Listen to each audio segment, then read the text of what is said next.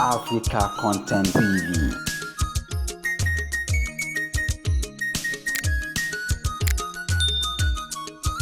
Abao Kábíyèsí o Kábíyèsí o Kábíyèsí Olori Omo ba Ìjẹ̀bú-Land kò sọmọ náà akílẹ̀ Kábíyèsí o bàbá Oyè Amọ́rí o Oyè Amọ́rí bàbá o.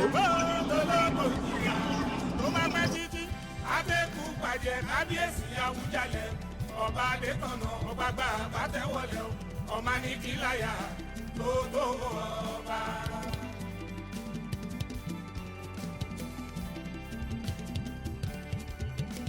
ọkọ lórí àgbà alájà mọ́rílì àtúnmí ìyábọ̀dé o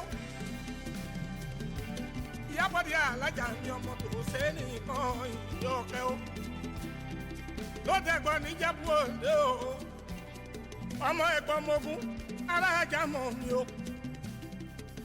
ọmọ mu pa ṣayán ọmọ alẹ́kùn bá dẹ̀yìn màmá dé tire ọkọ̀ lọ́hùn tó yìn bàbá dé dàpọ̀ bàbá dé dòyìn.